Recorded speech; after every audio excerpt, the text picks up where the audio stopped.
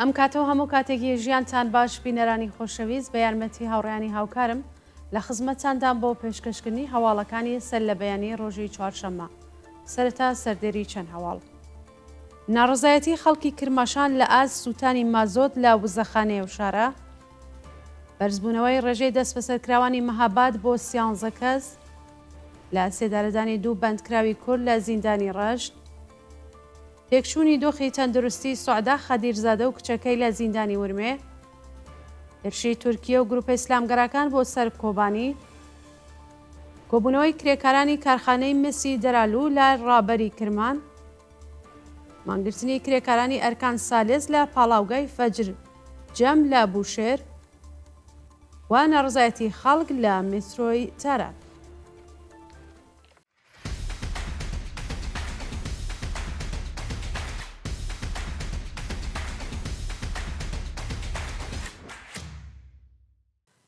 نەڕزایەتی خەڵکی کرماشان لە ئاز سووتانی مازۆت لە وزەخانەی ئەو شارە. ڕۆژی سێشەمە 27 سەرماوەزی 1403 خەڵکی کرماشان لە چەند پەیامی ڤیدیۆیدا نەڕزایەتی خۆیان لە سووتاندنی مازۆت لە وزەخانەی ئەو شارە نیشاندا. بەوتەی هاوڵاتیان ڕژیم لە جیاتی کۆتایی هێنان بە سووتاندنی مازۆت کار و ژیانی خەڵکی داخستووە و تەنانەت فروشگا گەورەکانیش ناتوانن دوکانەکانیان بکەنەوە. سووتانی بەردەوامی مازۆت کەشوهەوای کرماشانی بە تەواوی پیسکردووە و خەڵک لەو بارودۆخە خراپە ئابووریەشدا ناتوانن لە ماڵ بچنە دەرەوە. بەرزبوونەوەی ڕێژەی دەست بەسەرکراوانی مەهاباد بۆ 13 کەس بە پێی راپۆرتی ڕێکخراوەکانی مافی مرۆڤ ناوی 3 هاوڵاتی دیکەی دەست بەسەرکراو لە شاری مەهاباد ئاشکرا بووە کە ناسناوەکانیان بریتیە لە ڕەحمان دانا، سالار شەمسی بورهان و عەبدوڵڵا قووە. ڕۆژی شەمە 24 سەرماوەز هێزەکانی حکوومەت لە شاری مەهاباد و گوندەکانی بەیرەم و کولیژە هەڵیان کوتاوەتە سەر ماڵان و 13 هاوڵاتیان دەست بەسەر کرد. جگە لەو 3 هاوڵاتیە 9 کەسی دیکەی ڕفێنراون کە ناوەکانیان بریتیە لە ڕێبوار ڕەسوڵی، عوسمان جەهانیفەر، یوسف قاڵ، ئارام مەزبوڵە، زانیار سەید ئەحمەدی، سیامان سەید ئەحمەدی، قادری خەرامانفەر، کەماڵ مەسعودی و جەلال سەدەفی. لە سێدارەدانی 2 بەندکراوی کورد لە زیندانی ڕەشت لە ڕۆژانی ڕابردوودا حکمی ئەعدامی 2 بەندکراوی خەڵکی شارەکانی ئەسەداباد و کرماشان بە تۆمەتی پەیوەندیدار بە مادە هۆشبەر لە زیندانەکانی لاکانی ڕەشت جێبەجێکراوە. بە پێی راپۆرتی کانونی مافی مرۆڤیەران حکمی ئەعدامی 2 بەندکراوی خەڵکی شارەکانی ئەسەدابادی هەمەدان و کرماشان بە ناوەکانی موسا بەخشی تەمەن 33 ساڵ و فەرزاد ڕەشیدی تەمەن 37 ساڵ بە تۆمەتی پەیوەندیدار بە مادەی هۆشبەر لە زیندانی لاکانی ڕەشت بەڕێوەچووە. تێکچوونی دۆخی تەندروستی سوعدا خەدیرزادە و کچەکەی لە زیندانی ورمێ.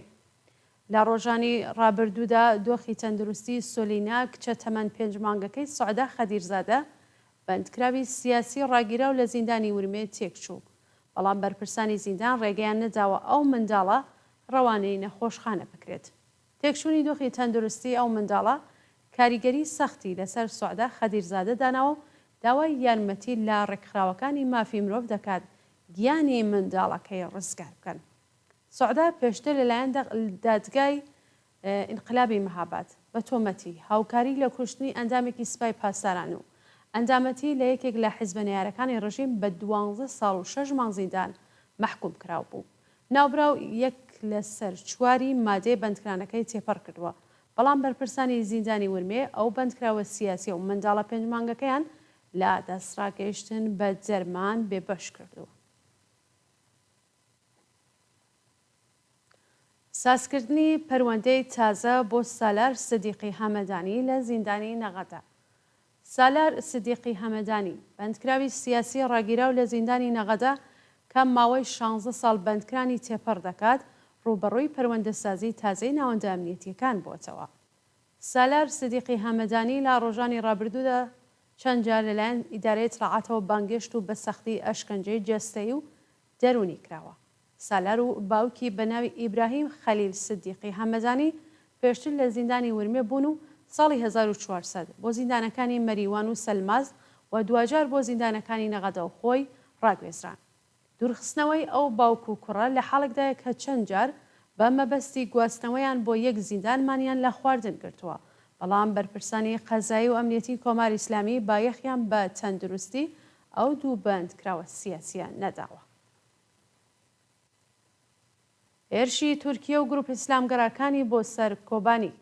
ڕۆژی سێشەمە 27 سەرماوەز ئەرتشی تورکیە و گروپە ئیسلامگەڕەکانی سەر بە وڵاتە هێرشیان کرد سەر گوندەکانی دەوروبەری کۆبانی و لەلایەن شەڕڤانانەوە بەرپرس درانەوە.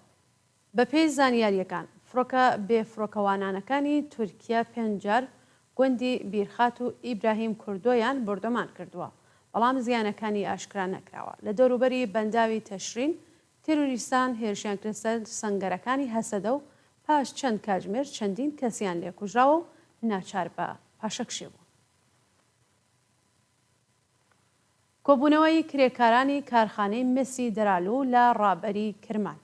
ڕۆژی سێشەمە 27 سەرماوەز کرێکارانی کارخانەی مسی دەرالوو لە شارستانی ڕابەری سەر بە پارێزگای کرمان دژ بە ناڕوونی چارەنووسی پیشەییان کۆبوونەوە. بەوتەی کرێکارانی ناڕازی سەوسی کارگەری ئەو کارخانە لەگەڵ تەوابوونی بەشێک لە پرۆژەکە و نەبوونی سەرچاوەی دارایی لەسەر کار دەرکراون. مانگی ڕەزبەری ئەمساڵ کارخانە سەر لە نوێ دەستی بەکار کردو و کرێکارانی بێکارکراو بە 5 بۆ 12 ساڵ پێشینەی کاری بلا تەکلیف ماونەتەوە. کرێکارانی ناڕازی داوای گەڕانەوە بۆ سەرکار و پێدانی داخوازیەکانیان دەکەن. مانگرتنی کرێکارانی ئەرکان سالێز لە پاڵاوگای فەجر جەم لە بوشێر. ڕۆژی سێشەمە 27 سەرماوەز کرێکارانی ئەرکان سالێسی شاغڵ لە پاڵاوگای فەجر جەم بۆ چەندەمین هەفتەی بەردەوام دژ بە جێبەجێ نەکردنی داخوازیەکانیان دەستیان لە کار کێشا و کۆبوونەوە. کرێکارانی ئەرکان سالێز خوازیاری زیادکردنی حەقدەست، وەلانانی جیاوازی، تەزمینی ئەمنیەتی پیشەیی، دابینکردنی بیمەی جەرمانی، پێدانی ئیزافەکاری و پاداش، وەلانانی پەیمانکار، بەڕێوەچوونی یاسای 14 ڕۆژکار، 14 ڕۆژ پشودان، بەکردەوە دەرهاتنی مادەی 10 یاسای ئەرک و بەرپرسیارەتی پرسنلی نەوت، ڕوونکردنەوەی چارەنووسی پیشەیی شۆفێرانی شاغڵ لەو پاڵاوگا و کۆتایی هێنان بە دەستێوەردانەکانی دەوڵەت لە سندوقی خانەنشینی پرسنلی نەوت بوو.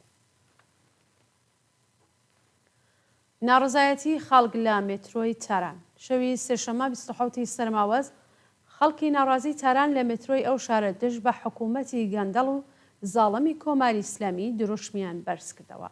بە پێی ویدیوانەی لە تۆڕە کۆمەڵایەتیەکان بڵاو کراوەتەوە، ژنان و پیاوان بە وتنەوەی دروشم دژ بە بەرپرسانی ڕژیم ناڕزایەتی خۆیان لە ئاست سەرکوتگەریەکانی کۆماری ئیسلامی و دۆخی خراپی ئابووری نیشانداوە.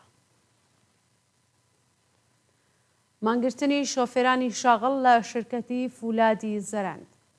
شۆفێرانی شاغڵ لە شرکەتی فولادی زەرەند ڕۆژی سێشەمە 27 سەرماوەز لە ناڕزایەتی بە کەمی حەقدەست دەستیان لە کار کێشا و جادەی سەرەکی ئەو ناوەندەیان داخست. بە پێی راپۆرتەکان شۆفێرانی مینەبوس، بارهەڵگر، وەن و سرویسەکانی هاتوچوو بە داخستنی جادەی سەرەکی شرکەت ناڕزایەتی خۆیان لە ئەسکەمی حەقدەست نیشاندا و خوازیاری چوونەسەرەوەی حەقدەست بە پێی ڕێژەی هەڵاوسان، پێدانی بیمەی کارامە، دابینکردنی لاستیک و پارچەی یەدەکی ئۆتۆمبیل بە نرخی گونجاو و تەزمینی ئەمنیەتی پیشەی بوو. 47مین هەفتەی مانگرتنی سێشەمانەی نابۆیەدام.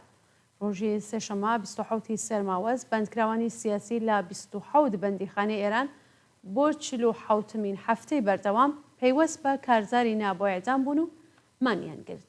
لە ڕۆژانی ڕابردوودا بەندکراوانی سیاسی لە 2 بەندیخانەی تەبەس و خۆرینی وەرامین پەیوەست بە کارزار بوون و ئەو هەڵمەتە ڕۆژ لە دوای ڕۆژ پەرەدەسێنێت.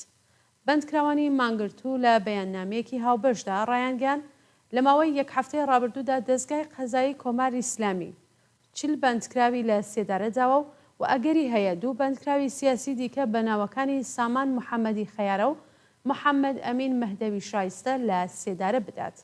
بەندکراوانی مانگرتوو داوایان لە ڕێکخراوەکانی مافی مرۆڤ کرد ڕێگە لە بەڕێوچوونی حکمی ئەنجامی ئەو 2 بەندکراوە بێتاوانە بگرن.